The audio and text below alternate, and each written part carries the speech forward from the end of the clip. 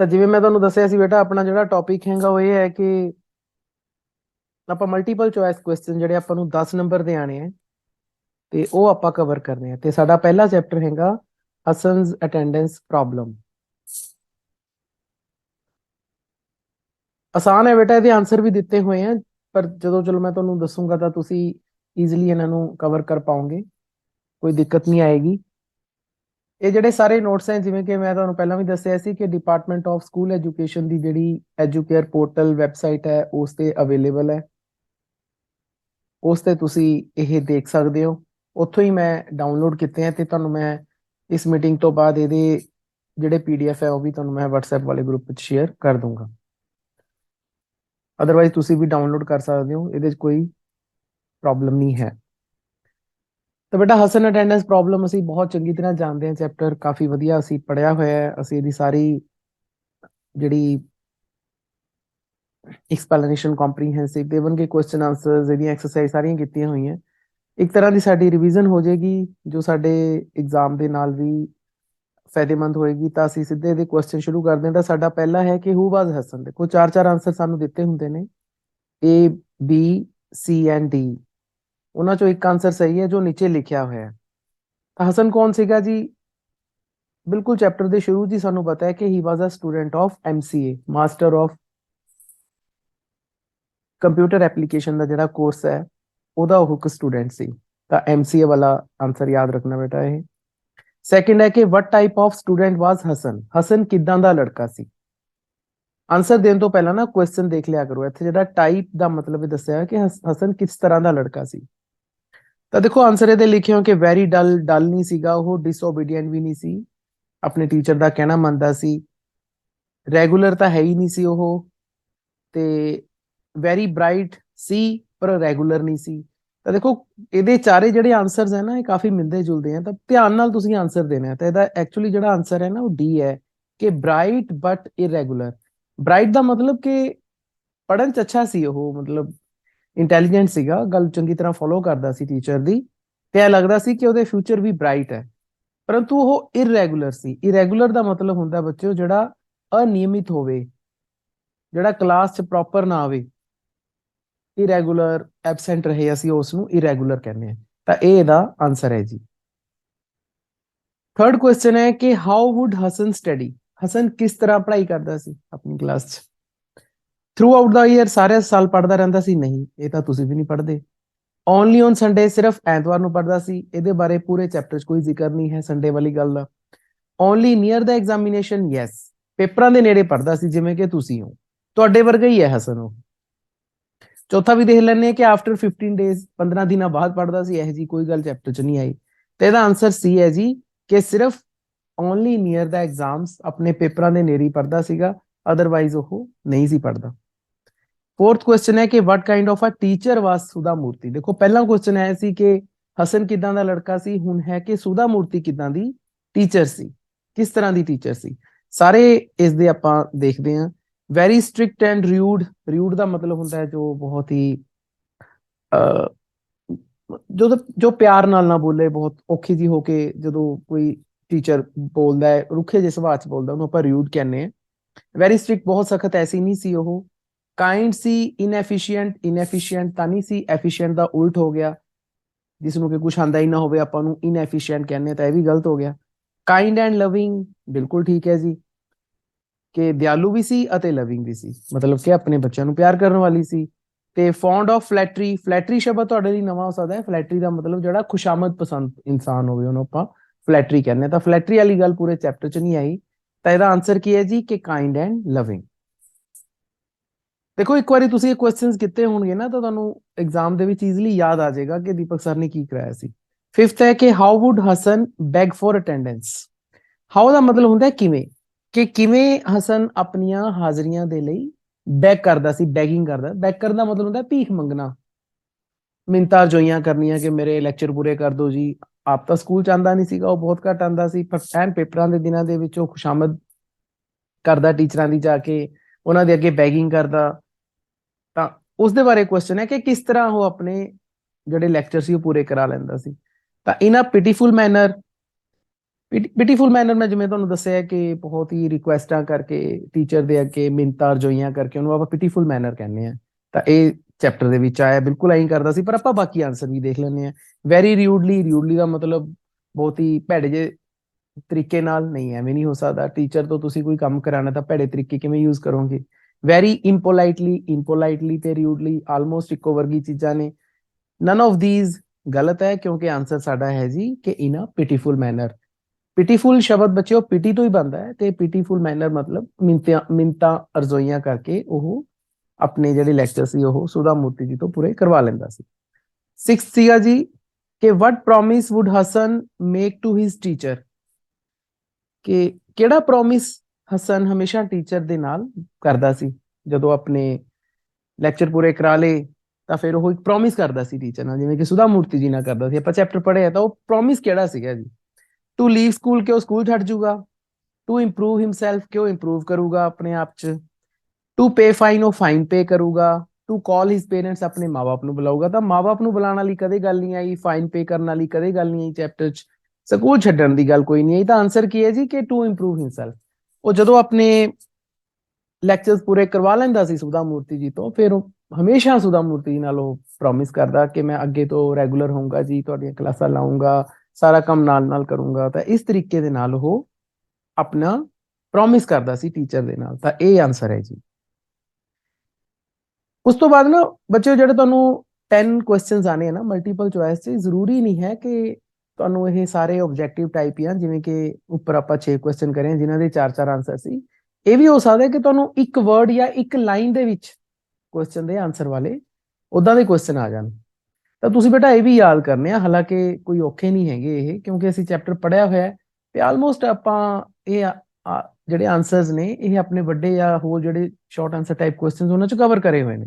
ਇੱਕ ਵਾਰੀ ਆਪਾਂ ਦੇਖ ਲੈਣੇ। ਦੇਖੋ 7ਵਾਂ ਹੈ ਕਿ what was the reaction of Hassan's father during the parent teacher meeting।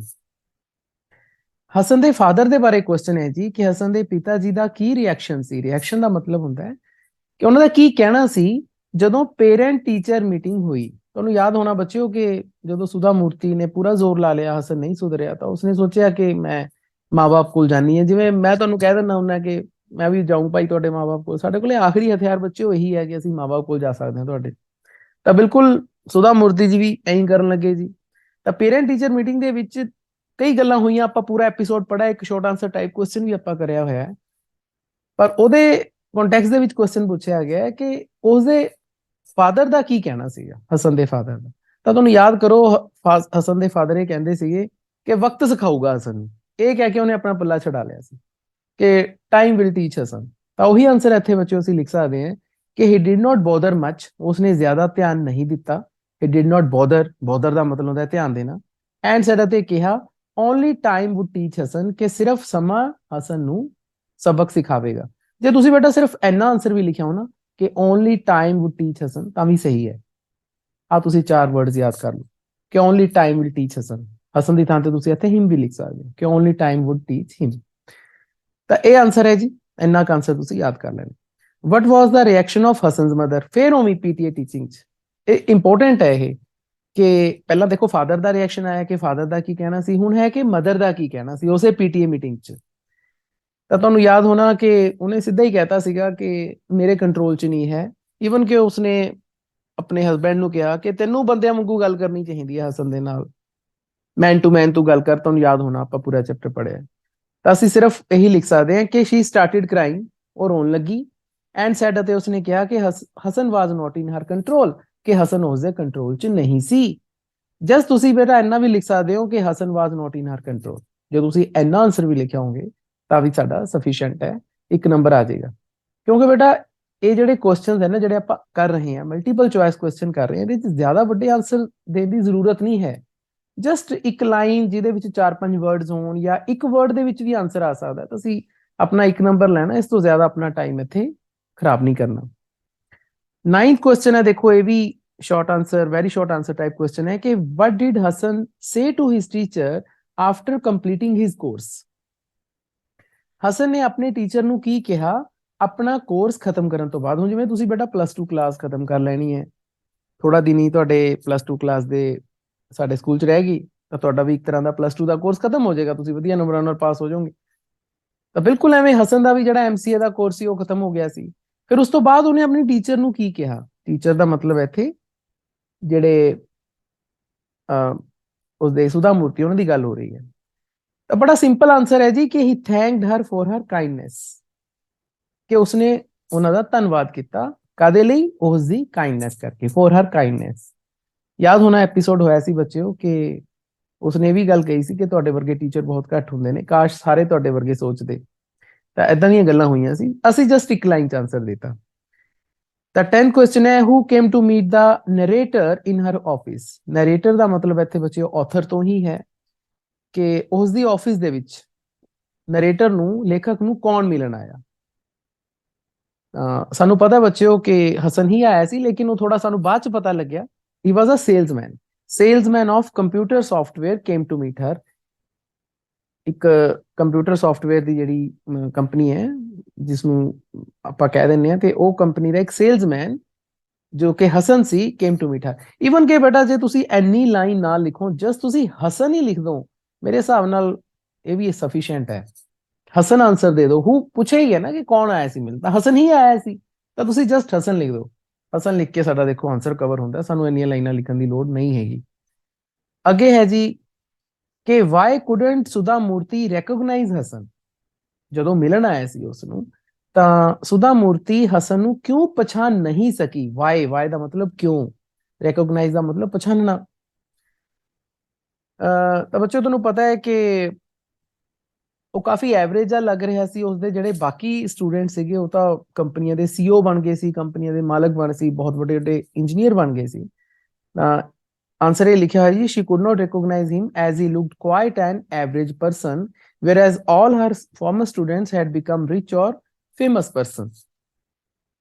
ਕਾਫੀ ਵੱਡੀ ਲਾਈਨ ਲਿਖੀ ਹੋਈ ਹੈ, ਜਸਟ ਤੁਸੀਂ ਇੰਨਾ ਆਂਸਰ ਲਿਖ ਦਿਓ ਕਿ Hasan looked an average person.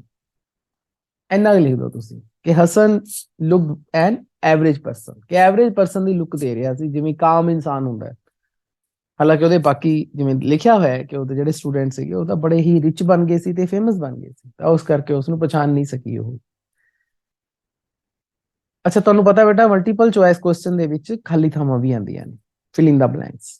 ਤਾਂ ਅੱਗੇ ਕੁਝ ਫਿਲ ਇਨ ਦਾ ਬਲੈਂਕਸ ਹੈ ਕਿ Hasan held dash responsible for his problems, ਕਿ ਹਸਨ ਨੇ ਆਪਣੀਆਂ ਪ੍ਰੋਬਲਮਸ ਲਈ ਕਿਸ ਨੂੰ ਜ਼ਿੰਮੇਵਾਰ ਠਹਿਰਾਇਆ। ਹੋਲਡ ਰਿਸਪੌਂਸਿਬਲ ਇੱਕ ਫਰੇਜ਼ ਹੁੰਦਾ ਹੈ, ਹੋਲਡ ਰਿਸਪੌਂਸਿਬਲ ਦਾ ਮਤਲਬ ਹੁੰਦਾ ਹੈ ਜ਼ਿੰਮੇਦਾਰ ਠਹਿਰਾਣਾ। ਯਾਦ ਕਰੋ +1 ਕਲਾਸ ਦੇ ਵਿੱਚ ਤੁਹਾਨੂੰ ਕੁਐਸਚਨ ਹੁੰਦਾ ਸੀਗਾ ਰਹੀਮ ਖਾਨ ਤੇ, ਕਿ ਰਹੀਮ ਖਾਨ ਨੇ ਆਪਣੀਆਂ ਪ੍ਰੋਬਲਮ ਦੇ ਲਈ ਕਿਹਨੂੰ ਜ਼ਿੰਮੇਵਾਰ ਠਹਿਰਾਇਆ ਸੀ। ਤਾਂ ਅਸੀਂ ਉੱਥੇ ਲਿਖਿਆ ਸੀ ਕਿ ਉਸਨੇ ਸੁਸਾਇਟੀ ਨੂੰ, ਪੇਰੈਂਟਸ ਨੂੰ। ਬਿਲਕੁਲ ਉਸੇ ਤਰ੍ਹਾਂ ਦਾ ਕੁਐਸਚਨ ਇਹ ਹੈ, ਹਸਨ ਨੇ ਕਿਸ ਨੂੰ ਠਹਿਰਾਇਆ ਸੀ।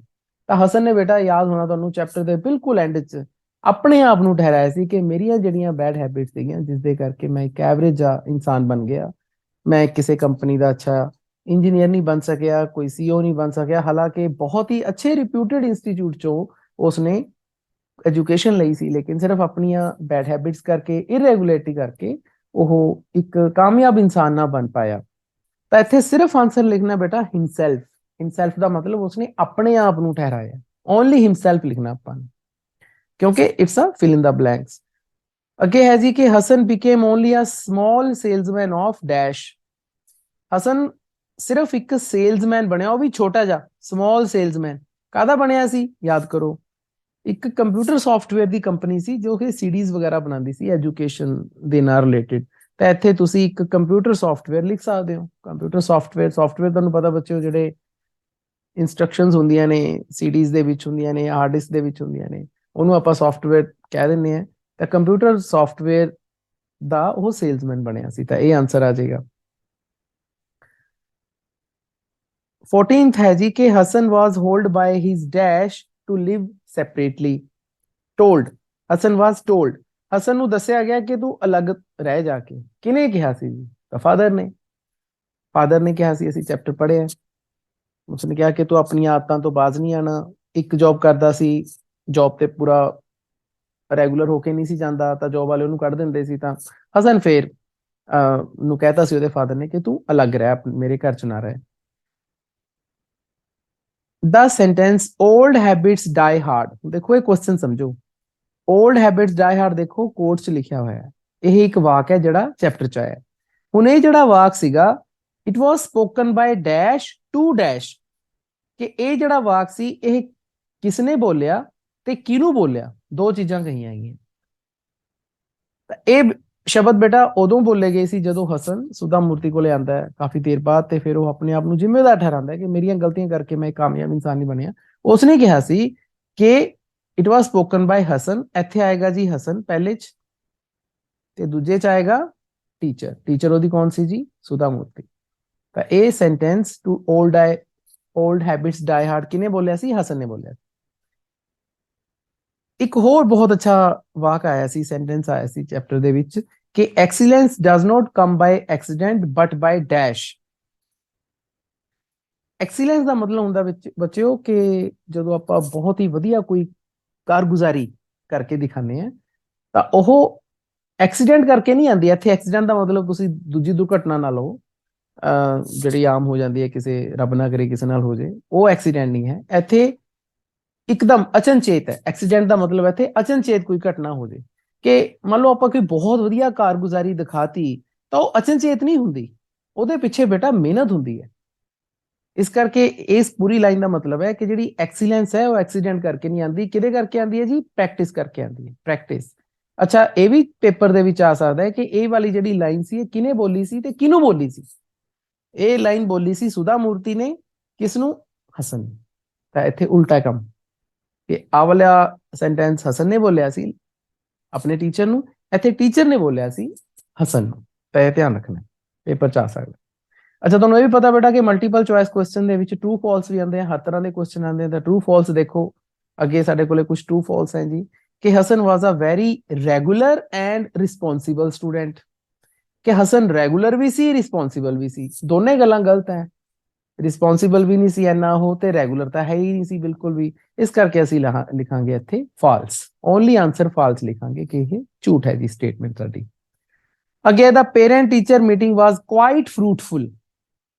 ਫਰੂਟਫੁਲ ਦਾ ਮਤਲਬ ਕਿ ਸਿੱਟਾ ਨਿਕਲਿਆ। ਜਿਹੜੀ ਪੀਟੀਆਈ ਮੀਟਿੰਗ ਹੋਈ ਸੁਧਾ ਮੂਰਤੀ ਜੀ ਦੀ ਹਸਨ ਦੇ ਮਦਰ ਫਾਦਰ ਨਾਲ, ਉਹ ਕੁਆਇਟ ਫਰੂਟਫੁਲ ਸੀ, ਮਤਲਬ ਕਿ ਵਧੀਆ ਰਹੀ। ਉਹ ਗਲਤ ਜੀ ਨਹੀਂ, ਵਧੀਆ ਰਹੀ, ਕੋਈ ਸਿੱਟਾ ਹੀ ਨਹੀਂ ਨਿਕਲਿਆ। ਮਾਂ ਬਾਪ ਨੇ ਇੱਕ ਦੂਜੇ ਨੂੰ ਬਲੇਮ ਕੀਤਾ। ਤੁਹਾਨੂੰ ਪ੍ਰੀ ਬੋਰਡ ਚ ਵੀ ਇਹ ਕੁਐਸਚਨ ਆਇਆ ਸੀ, ਤੁਸੀਂ ਆਨਸਰ ਲਿਖ ਕੇ ਆਏ ਹੋ। ਤਾਂ ਅਸੀਂ ਇੱਥੇ ਲਿਖਾਂਗੇ ਜੀ ਫਾਲਸ। ਇਹ ਵੀ ਫਾਲਸ ਹੈ। ਫਾਲਸ ਦਾ ਮਤਲਬ ਜੋ ਸਹੀ ਨਹੀਂ ਹੈ। ਅਗਲਾ ਹੈ ਜੀ ਕਿ Sudha Murthy at once agreed to meet her visitor. ਇਹ ਧਿਆਨ ਨਾਲ ਸੁਣੋ ਜਰਾ, ਕਿ ਸੁਧਾ ਮੂਰਤੀ ਆਪਣੇ ਵਿਜ਼ਿਟਰ ਨੂੰ ਮਿਲਣ ਲਈ ਇੱਕਦਮ ਤਿਆਰ ਹੋ ਗਈ। ਐਟ ਵਾਂਸ ਦਾ ਮਤਲਬ ਹੁੰਦਾ ਬੇਟਾ ਇੱਕਦਮ। ਜਦ ਆਪਾਂ ਇੱਕਦਮ ਹਾਂ ਕਰ ਦਈਏ ਕਿ ਹਾਂ ਮੈਂ ਕੰਮ ਕਰਨਾ, ਉਹਨੂੰ ਆਪਾਂ ਇੱਕਦਮ ਕਹਿੰਦੇ ਆ ਐਟ ਵਾਂਸ। ਨਹੀਂ ਹੋਈ ਸੀ। ਯਾਦ ਕਰੋ, ਜੇ ਆਪਾਂ ਚੈਪਟਰ ਪੜਿਆ ਹੋਵੇ ਤਾਂ ਬਹੁਤ ਸਾਰੇ ਲੈਟਰਸ ਉਹਨੂੰ ਆਏ ਹੋਏ ਸੀ, ਆਪਣੀ ਆਫਿਸ 'ਚ ਬੈਠੀ ਸੀ, ਬਹੁਤ ਪਾਇਲ ਆਫ ਲੈਟਰਸ ਪਏ ਸੀ ਉਹਦੇ ਕੋਲੇ, ਜਿਸ ਦਾ ਆਨਸਰ ਉਸਨੇ ਦੇਣਾ ਸੀ। ਤਾਂ ਸੁਧਾ ਮੂਰਤੀ ਚਾਹੁੰਦੀ ਸੀ ਕਿ ਮੈਂ ਪਹਿਲਾਂ ਅਜਿਹੇ ਵਾਲਾ ਕੰਮ ਕਰ ਲਾਂ, ਤਾਂ ਉਹਨੇ ਇੱਕ ਵਾਰੀ ਤਾਂ ਨਾ ਕਰਤੀ ਸੀ ਕਿ ਮੈਨੂੰ ਬਾਅਦ 'ਚ ਮਿਲੇ ਆ ਕੇ, ਜੋ ਵੀ ਮੈਨੂੰ ਮਿਲਣ ਆਇਆ ਮੇਰਾ ਵਿਜ਼ਿਟਰ। ਲੇਕਿਨ ਫਿਰ ਜਦੋਂ ਉਸਦੀ ਸੈਕਟਰੀ ਨੇ ਕਿਹਾ ਕਿ ਨਹੀਂ ਜੀ ਤੁਹਾਡਾ ਕੋਈ ਓਲਡ ਸਟੂਡੈਂਟ ਹੈ, ਤੁਹਾਨੂੰ ਮਿਲਣਾ ਚਾਹੁੰਦਾ ਹੈ, ਤਾਂ ਫਿਰ ਉਹ ਮੰਨੀ। ਇਸ ਕਰਕੇ ਅਸੀਂ ਇੱਥੇ ਲਿਖਾਂਗੇ ਫਾਲਸ। क्वेश्चन समझो, क्वेश्चन ये नहीं है कि सुधा मूर्ति अपने विजिटर ਨੂੰ नहीं मिली, क्वेश्चन ये है कि सुधा मूर्ति अपने विजिटर ਨੂੰ ਮਿਲਣ ਲਈ ਇੱਕਦਮ ਤਿਆਰ ਹੋ ਗਈ। ਇਹ ਗਲਤ ਹੈ, ਇੱਕਦਮ ਤਿਆਰ ਨਹੀਂ ਹੋਈ ਸੀ ਉਹ। 20th ਹੈ ਜੀ, ਲਾਸਟ ਹੈ ਸਾਡਾ, ਕਿ Hasan was told by his father to live separately. ਅਸੀਂ ਪਹਿਲਾਂ ਵੀ ਪੜ ਚੁੱਕੇ ਕਿ ਹਸਨ ਨੂੰ ਉਸਦੇ ਫਾਦਰ ਨੇ ਕਿਹਾ ਕਿ ਉਹ ਸੈਪਰੇਟਲੀ ਰਹੇ, ਜਾ ਕੇ ਅਲੱਗ ਤੌਰ ਤੇ ਰਹੇ, ਸਾਡੇ ਨਾਲ ਨਾ ਰਹੇ। ਤਾਂ ਇਹ ਬਿਲਕੁਲ ਸਹੀ ਹੈ, ਕਿਹਾ ਗਿਆ ਸੀ ਟਰੂ। ਤਾਂ ਇਹ ਹੋ ਗਿਆ ਜੀ ਸਾਡਾ ਆਨਸਰ। ਆਪਾਂ ਜੇ ਚੈਪਟਰ ਬੇਟਾ ਖਤਮ ਕਰਨਾ, ਕੋਈ ਵੀ ਕੁਐਸਚਨ ਆ ਜੇ ਆਪਾਂ ਨੂੰ ਆਨਸਰ ਆਣਾ ਚਾਹੀਦਾ ਇਸ ਚੈਪਟਰ ਦਾ। ਦੇਖੋ ਇਹ ਕੁਝ ਹੋਰ ਸਟੱਡੀ ਮਟੀਰੀਅਲ ਹੈ, ਇਹ ਵੀ ਆਪਾਂ ਦੇਖ ਲੈਂਦੇ ਹਾਂ। ਦੇਖੋ ਆਬਜੈਕਟਿਵ ਟਾਈਪ ਕੁਐਸਚਨ ਹੈ ਇਹਦੇ ਵਿੱਚ ਵੀ, ਕਿ who is the writer of the lesson Hasan's attendance problem. Writer ਸਾਡੀ ਕੌਣ ਹੈ ਜੀ? ਮਿਸਿਸ ਸੁਧਾ ਮੂਰਤੀ। ਮੈਂ ਤੁਹਾਨੂੰ ਪਹਿਲਾਂ ਕਹਿੰਦਾ ਹੁੰਦਾ ਇਹ ਲਾਈਨ ਮੈਂ ਹਮੇਸ਼ਾ ਤੁਹਾਨੂੰ ਵੱਡੇ ਕੁਐਸਚਨ ਦੇ ਵਿੱਚ ਜ਼ਰੂਰ ਲਿਖਾਉਂਦਾ ਹੁੰਦਾ, ਤਾਂ ਤੁਹਾਨੂੰ ਇਹ ਆਨਸਰ ਆਣਾ ਚਾਹੀਦਾ। ਤਾਂ ਮਿਸਿਸ ਸੁਧਾ ਮੂਰਤੀ ਇਸ ਚੈਪਟਰ ਦੇ ਰਾਈਟਰ ਨੇ। ਅਗਲਾ ਦੇਖੋ question, during which days would Hasan often show up in the class. ਕਿਹੜੇ ਦਿਨਾਂ ਦੇ ਵਿੱਚ ਹਸਨ ਕਲਾਸ 'ਚ ਦਿਖਦਾ ਸੀ? ਡਿਊਰਿੰਗ ਵਿਚ ਡੇਜ਼, ਕਿਹੜੇ ਦਿਨਾਂ 'ਚ ਹਸਨ ਅਕਸਰ ਕਲਾਸ 'ਚ ਦਿਖਦਾ ਸੀ? ਤਾਂ ਬੇਟਾ ਕਲਚਰਲ ਡੇਜ਼, ਕਿ ਜਦੋਂ ਗਿੱਧੇ ਭੰਗੜੇ ਪੈਂਦੇ ਸੀ ਉਦੋਂ? ਨਹੀਂ, ਇਹਦੀ ਗੱਲ ਹੀ ਨਹੀਂ ਆਈ। ਐਡਮਿਸ਼ਨ ਡੇਜ਼, ਗੱਲ ਹੀ ਨਹੀਂ ਆਈ ਚੈਪਟਰ 'ਚ। ਐਗਜ਼ਾਮ ਡੇਜ਼ ਬਿਲਕੁਲ ਆਈ ਹੈ। ਸੈਮੀਨਾਰ ਡੇਜ਼, ਸੈਮੀਨਾਰ ਦੀ ਕੋਈ ਗੱਲ ਨਹੀਂ ਆਈ। ਤਾਂ ਜੇ ਤੁਸੀਂ ਚੈਪਟਰ ਪੜਿਆ ਹੋਵੇ ਤਾਂ ਸੈਮੀਨਾਰ ਵਾਲਾ ਸ਼ਬਦ, ਐਡਮਿਸ਼ਨ ਵਾਲਾ ਸ਼ਬਦ ਜਾਂ ਕਲਚਰਲ ਵਾਲਾ ਸ਼ਬਦ ਪੂਰੇ ਚੈਪਟਰ 'ਚ ਹੀ ਨਹੀਂ ਆਇਆ। ਤਾਂ ਉੱਥੋਂ ਸਾਨੂੰ ਪਤਾ ਲੱਗ ਜਾਂਦਾ ਕਿ ਆਨਸਰ ਕੀ ਆਣਾ ਜੀ ਐਗਜ਼ਾਮ ਡੇਜ਼ ਦੇ ਦਿਨਾਂ 'ਚ। ਜਿਵੇਂ ਤੁਹਾਡੇ ਚੋਂ ਵੀ ਕਈ ਬੱਚੇ ਹੈਗੇ ਨੇ ਜਿਹੜੇ ਪੇਪਰਾਂ ਦੇ ਦਿਨਾਂ ਵਿੱਚ ਹੀ ਦਿਖਦੇ ਨੇ, ਉਹ ਤਾਂ ਉਹ ਦਰਸ਼ਨ ਨਹੀਂ ਦਿੰਦੇ, ਤਾਂ ਅਸੀਂ ਆਨਸਰ ਇੱਥੇ ਐਗਜ਼ਾਮ ਡੇਜ਼ ਲਿਖਾਂਗੇ। How was Hasan's attitude to studies. ਬਾਰ-ਬਾਰ ਕੁਐਸਚਨ ਘੁੰਮ ਫਿਰ ਕੇ ਉਦਾਂ ਦੀ ਆਉਂਦੇ ਨੇ ਕਿ ਹਾਊ ਦਾ ਮਤਲਬ ਕਿਵੇਂ, ਹਸਨ ਦਾ ਸਟੱਡੀਜ਼ ਪ੍ਰਤੀ ਐਟੀਟਿਊਡ ਕਿਦਾਂ ਦਾ ਸੀ। ਤਾਂ ਜੀ ਦੇਖੋ, he did not attend college, he studied only important questions, he studied by bits and starts। bits and starts ਵਾਲਾ ਕੋਈ ਲਾਈਨ ਹੀ, ਫਰੇਜ਼ ਹੀ ਨਹੀਂ ਚੈਪਟਰ 'ਚ ਆਇਆ। ਹੋਰ ਬੁੱਕਸ ਵਾਲੀ ਕੋਈ ਗੱਲ ਨਹੀਂ ਆਈ। he did not attend college ਵਾਲੀ, ਤਾਂ ਆਨਸਰ ਇਹਦਾ ਇਹ ਹੈ ਕਿ ਜੀ ਓਨਲੀ ਇੰਪੋਰਟੈਂਟ ਕੁਐਸਚਨਸ ਪੜ੍ਹਦਾ ਸੀ ਪੇਪਰਾਂ 'ਚੋਂ। ਬਸ ਇੰਪੋਰਟੈਂਟ ਕੁਐਸਚਨ ਪੜ੍ਹ ਕੇ ਚਲਾ ਜਾਂਦਾ ਸੀ, ਕਈ ਵਾਰੀ ਉਹਦੇ ਤੀਰ ਤੁੱਕੇ ਚੱਲ ਜਾਂਦੇ ਸੀ ਤਾਂ ਆਨਸਰ ਆ ਜਾਂਦੇ ਸੀ, ਨੰਬਰ ਉਹਦੇ, ਨਹੀਂ ਅਦਰਵਾਈਜ਼ ਫਿਰ ਉਹਦੇ ਨੰਬਰ ਘਟ ਜਾਂਦੇ ਸੀ। ਤਾਂ ਇਹੋ ਜਿਹਾ ਕੰਮ ਚੱਲਦਾ ਸੀ। What was in Hassan's hand when he met the narrator in her office? Hasan ਦੇ ਹੱਥ 'ਚ ਕੀ ਸੀ ਜਦੋਂ ਉਸਨੇ ਆਫਿਸ ਦੇ ਵਿੱਚੋਂ ਨਰੇਟਰ ਨੂੰ ਮਿਲਿਆ? ਤਾਂ ਸੀਡੀ ਸੀ ਜੀ। ਸੀਡੀ ਸੀ ਕੰਪਿਊਟਰ ਸੌਫਟਵੇਅਰਸ ਦੀ। ਬੁਕੇ ਕੋਈ ਗੁਲਦਸਤਾ ਨਹੀਂ ਸੀ, ਇਨਵੀਟੇਸ਼ਨ ਕਾਰਡ ਕੋਈ ਨਹੀਂ ਸੀ। ਉਹ ਕਿਹੜਾ ਆਪਣੀ ਮੈਰਿਜ ਦਾ ਕਾਰਡ ਦੇਣ ਆਇਆ ਸੀ? ਨਥਿੰਗ, ਕੁਝ ਵੀ ਇਹੋ ਜਿਹਾ ਤਾਂ ਕੋਈ ਗੱਲ ਨਹੀਂ। ਤਾਂ ਆਨਸਰ ਕੀ ਹੈ ਜੀ? ਸੀਡੀ। ਇਹ ਜਿਹੜੇ ਬੇਟਾ 10 ਕੁਐਸਚਨ ਆਣੇ ਆ ਮਲਟੀਪਲ ਚੁਆਇਸ ਕੁਐਸਚਨ, ਬੜੇ ਆਸਾਨ ਕੁਐਸਚਨ ਹੁੰਦੇ ਨੇ ਜੇਕਰ ਤੁਸੀਂ ਇੱਕ ਵਾਰੀ ਚੈਪਟਰ ਪੜਿਆ ਹੋਵੇ ਤੇ ਤੁਸੀਂ ਏਦਾਂ ਥੋੜੀ ਜਿਹੀ ਰਿਵੀਜ਼ਨ ਕੀਤੀ ਹੋਵੇ। ਅਗਲਾ ਹੈ ਜੀ ਕਿ what was Hasan selling when he met the narrator? Hasan ਕੀ ਵੇਚ ਰਿਹਾ ਸੀ ਜਦੋਂ ਉਹ ਨਰੇਟਰ ਨੂੰ ਮਿਲਿਆ? ਤਾਂ ਤੁਹਾਨੂੰ ਪਤਾ ਬੇਟਾ ਉਹ ਸੀਡੀਆਂ ਹੀ ਵੇਚ ਰਿਹਾ ਸੀ, ਲੇਕਿਨ ਇੱਥੇ ਸੀਡੀਆਂ ਦੋ ਜਗ੍ਹਾ ਆਈਆਂ ਨੇ। ਇੱਕ ਤਾਂ ਹਾਈ ਸਕੂਲ ਸੌਫਟਵੇਅਰ ਦੀ ਆਈ, ਇੱਕ ਮੂਵੀ। ਤਾਂ ਮੂਵੀ ਤਾਂ ਉਹ ਬਣਾ ਹੀ ਨਹੀਂ ਰਿਹਾ, ਉਹ ਕਿਹੜਾ ਡਾਇਰੈਕਟਰ ਹੈ ਕਿਸੇ ਫਿਲਮ ਦਾ, ਤਾਂ ਹੈ ਜੀ, ਤਾਂ ਬਿਲਕੁਲ ਹੀ ਆਨਸਰ ਗਲਤ ਹੋ ਗਿਆ। ਤਾਂ ਹਾਈ ਸਕੂਲ ਸੌਫਟਵੇਅਰ ਸੀਡੀਜ਼ ਉਸਨੇ ਤਿਆਰ ਕਰੀਆਂ ਹੋਈਆਂ ਸੀ, ਉਸਦੀ ਕੰਪਨੀ ਨੇ, ਜਿਸ ਦਾ ਉਹ ਏਜੰਟ ਬਣ ਕੇ ਆਇਆ ਸੀ। MP3 ਦੀ ਕੋਈ ਗੱਲ ਨਹੀਂ ਹੋਈ, ਸਕੂਲ ਬੁੱਕਸ ਦੀ ਕੋਈ, ਬੈਗਸ ਦੀ ਕੋਈ ਗੱਲ ਨਹੀਂ ਆਈ। ਛੇਵਾਂ ਫਿਰ ਟਰੂ ਫਾਲਸ ਹੈ ਜੀ। ਦਾ ਨਰੇਟਰ ਰੈਕੋਗਨਾਈਜ਼ ਦਾ ਵਿਜ਼ਟਰ ਈਜ਼ਲੀ, ਕਿ ਨਰੇਟਰ ਨੇ ਵਿਜ਼ਟਰ ਨੂੰ ਇੱਕਦਮ ਪਛਾਣ ਲਿਆ। ਈਜ਼ਲੀ ਮਤਲਬ ਆਸਾਨੀ ਨਾਲ ਪਛਾਣ ਲਿਆ, ਨਹੀਂ ਪਛਾਣ ਪਾਈ ਸੀ ਸ਼ੁਰੂ 'ਚ, ਉਹ ਕਾਫੀ ਟਾਈਮ ਬੀਤ ਗਿਆ ਸੀਗਾ ਤਾਂ ਨਹੀਂ ਪਛਾਣ ਪਾਈ ਸੀ। ਇਸ ਕਰਕੇ ਆਨਸਰ ਕੀ ਹੈ ਜੀ? ਫਾਲਸ। ਜਦੋਂ ਵੀ ਬੇਟਾ ਤੁਸੀਂ ਟਰੂ ਫਾਲਸ ਕਰਨੇ ਆ ਨਾ, ਇਹ ਵੈਸੇ ਤਾਂ ਲੋਕਾਂ ਨੂੰ, ਸਟੂਡੈਂਟਸ ਨੂੰ ਲੱਗਦਾ ਕਿ ਬੜੇ ਆਸਾਨ ਹੁੰਦੇ ਨੇ, ਟਰੂ ਲਿਖ ਦੋ ਓਏ, ਫਾਲਸ ਲਿਖ ਦੋ ਓਏ, ਆ ਜਾਊਗਾ ਨੰਬਰ। ਐਵੇਂ ਨਹੀਂ ਹੁੰਦਾ ਬੇਟਾ। ਟਰੂ ਫਾਲਸ ਵਾਲੇ ਕੁਐਸਚਨ ਨੂੰ ਥੋੜਾ ਜਿਹਾ ਧਿਆਨ ਨਾਲ ਪੜਿਆ ਕਰੋ। ਦੋ ਚੀਜ਼ਾਂ ਦਾ ਧਿਆਨ ਰੱਖਿਆ ਕਰੋ ਹਮੇਸ਼ਾ। ਜਦੋਂ ਵੀ ਟਰੂ ਫਾਲਸ ਵਾਲਾ ਕੁਐਸਚਨ ਆਉਂਦਾ ਨਾ, ਤਾਂ ਜਿਹੜਾ ਸੈਂਟੈਂਸ ਹੁੰਦਾ ਉਹ ਦੇਖਿਆ ਕਰੋ ਕਿ ਹਾਂ ਵਾਚਕ ਹੈ ਕਿ ਨਾ ਵਾਚਕ ਹੈ, ਅਫਰਮੇਟਿਵ ਹੈ ਜਾਂ ਨੈਗੇਟਿਵ ਹੈ। ਜੇ ਤਾਂ ਉਹ ਹਾਂ ਵਾਚਕ ਹੈ ਤਾਂ ਉਹਦੇ ਹਿਸਾਬ ਨਾਲ ਆਨਸਰ ਦਿਓ। ਹੁਣ ਮੰਨ ਲਓ ਮੈਂ ਇਸੇ ਨੂੰ ਚੇਂਜ ਕਰਦਾ ਕੁਐਸਚਨ ਨੂੰ, ਮੈਂ ਇਹਨੂੰ ਆਨਸਰ ਨੂੰ ਇਹਦਾ ਮੈਂ ਸੈਂਟੈਂਸ ਇਹ ਲਿਖਾਂ ਕਿ the narrator did not recognize the visitor easily। ਮੈਂ ਨੈਗੇਟਿਵ, ਹੁਣ ਦੇਖੋ ਇਹ ਕਿਹੜਾ ਹੈ? ਇਹ ਇਸ ਟਾਈਮ ਇਹ ਅਫਰਮੇਟਿਵ ਸੈਂਟੈਂਸ ਹੈ, ਤੁਸੀਂ ਆਨਸਰ ਫਾਲਸ ਦੇਤਾ। ਪਰ ਜੇ ਇੱਥੇ ਕੁਐਸਚਨ ਇਹ ਹੁੰਦਾ the narrator did not recognize the visitor easily, ਮੈਂ did not ਸ਼ਬਦ ਪਾ ਦਿੰਦਾ, ਫਿਰ ਇਹ ਨੈਗੇਟਿਵ ਬਣ ਜਾਂਦਾ ਨਾ। ਫਿਰ ਆਪਾਂ ਆਨਸਰ ਕੀ ਦਿੰਦੇ? ਫਿਰ ਆਪਾਂ ਟਰੂ ਦਿੰਦੇ ਕਿ ਨਰੇਟਰ ਨੇ ਵਿਜ਼ਿਟਰ ਨੂੰ ਆਸਾਨੀ ਨਾਲ ਨਹੀਂ ਪਛਾਣਿਆ। ਤਾਂ ਬਿਲਕੁਲ ਨਹੀਂ ਸੀ ਪਛਾਣਿਆ, ਫਿਰ ਆਪਾਂ ਇੱਥੇ ਕੀ ਦਵਾਂਗੇ? ਫਿਰ ਇੱਥੇ ਟਰੂ ਦਵਾਂਗੇ ਆਨਸਰ ਇਹਦਾ। ਤਾਂ ਟਰੂ ਫਾਲਸ ਵਾਲੇ ਬੇਟਾ ਜਿਹੜੇ ਕੁਐਸਚਨ ਹੁੰਦੇ ਆ ਨਾ, ਉਹਨਾਂ ਦਾ ਤੁਸੀਂ ਸੈਂਟੈਂਸ ਧਿਆਨ ਨਾਲ ਦੇਖਿਆ ਕਰੋ ਕਿ ਇਹ ਅਫਰਮੇਟਿਵ ਹੈ, ਹਾਂ ਵਾਚਕ ਹੈ, ਜਾਂ ਨੈਗੇਟਿਵ ਹੈ। ਉਹਦੇ ਹਿਸਾਬ ਨਾਲ ਟਰੂ ਫਾਲਸ ਦੇਣਾ ਹੈ, ਜਲਦਬਾਜ਼ੀ ਨਹੀਂ ਕਰਨੀ, ਤੁੱਕੇ ਨਹੀਂ ਲਾਣੇ।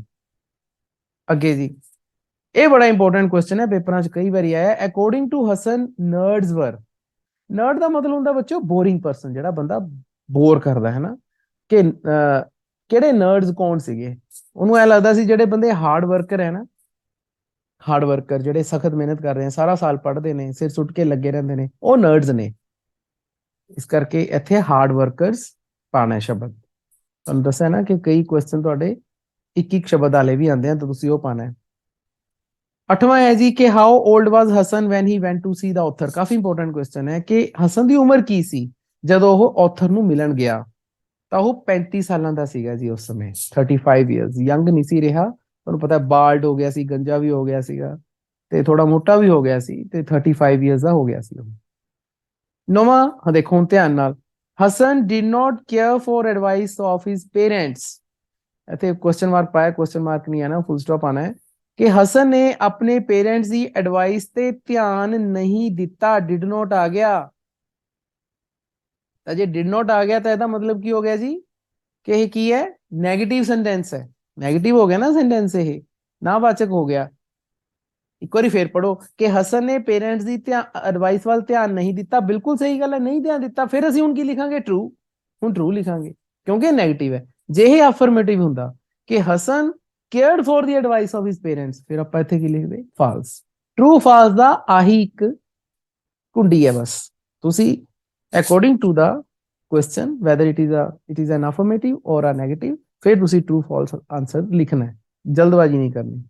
10वां है जी कि हसन वाज नॉट हार्डवर्किंग। ਇੱਥੇ ਤੁਸੀਂ ਕਈ ਸ਼ਬਦ ਲਿਖ ਸਕਦੇ ਹੋ। हसन वाज नॉट रेगुलर भी लिख सकते हो, हसन वाज नॉट हार्डवर्किंग इन्होंने लिखिया है, तो दोनों आंसर ठीक है। 11th है जी कि Hasan was dash irregular discipline. हाँ फिर वही गल आ गई, दोनों चो एक पाना है जी, तो डिसिप्लिन तो है ही नहीं सीगा, तो इस करके असं आंसर की लिखांगे? Irregular. Hasan state is a result of dash.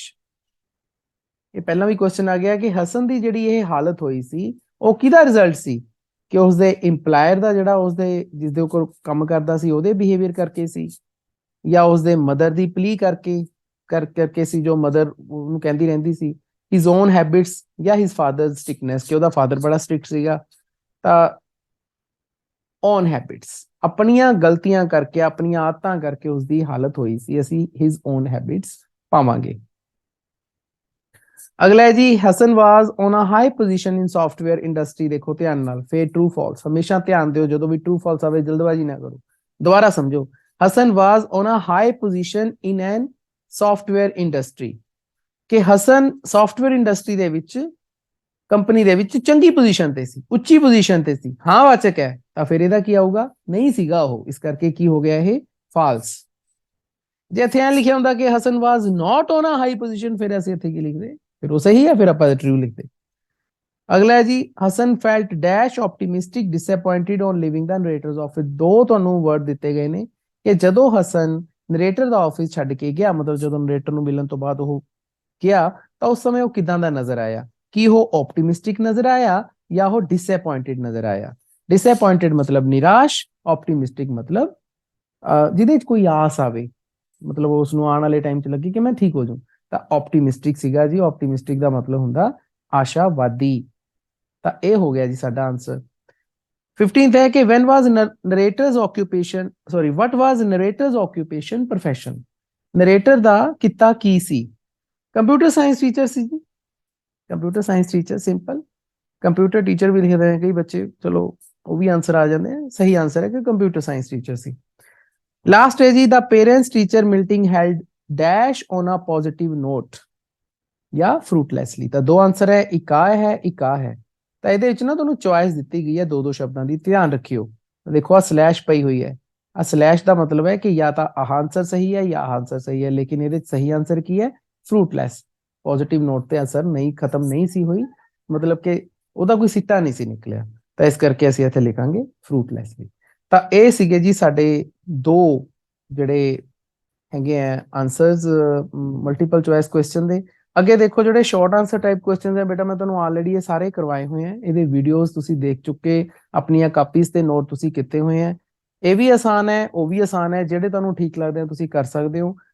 ਇਹ ਉਹੀ ਹੈ ਜੋ ਤੁਹਾਡੇ ਟੈਕਸਟ ਬੁੱਕਸ ਦੇ ਵਿੱਚ ਆਏ ਆ। ਉਸ ਤੋਂ ਬਾਅਦ ਦੇਖੋ ਇਹਦੇ ਜਿਹੜੇ ਲੌਂਗ ਆਨਸਰ ਟਾਈਪ ਕੁਐਸਚਨਸ ਹੈ, ਕਰੈਕਟਰ ਸਕੈਚ ਆਫ ਹਸਨ, ਇਹ ਵੀ ਆਪਾਂ ਕਰਿਆ ਹੋਇਆ, ਮੈਂ ਤੁਹਾਨੂੰ ਕਰਵਾਇਆ ਹੋਇਆ, ਇਹਦਾ ਵੀਡੀਓ ਤੁਸੀਂ ਦੇਖਿਆ ਹੋਇਆ, ਮੈਂ ਤੁਹਾਨੂੰ ਸ਼ੇਅਰ ਕੀਤਾ ਹੋਇਆ।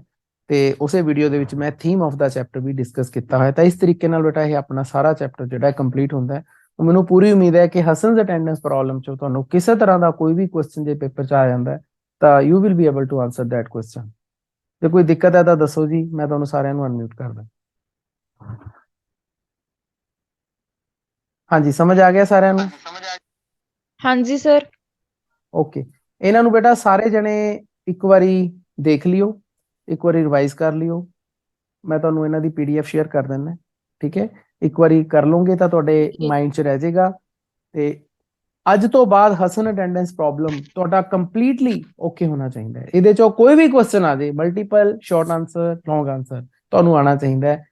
ਇੰਪੋਰਟੈਂਟ ਚੈਪਟਰ ਹੈ ਬੇਟਾ, ਅੱਜ ਆਪਾਂ ਇਹਨੂੰ ਡਿਸਕਸ ਕੀਤਾ ਹੈ, ਕੱਲ ਨੂੰ ਕਿਸੇ ਹੋਰ ਨੂੰ ਕਰਾਂਗੇ ਜੀ। ਓਕੇ, ਟਾਈਮ ਵੀ ਹੋ ਗਿਆ। ਜੇ ਫਿਰ ਵੀ ਤੁਹਾਡੀ ਕੋਈ ਦਿੱਕਤ ਹੋਈ ਤਾਂ ਤੁਸੀਂ ਮੈਨੂੰ ਦੱਸ ਦਿਓ। ਓਕੇ ਜੀ।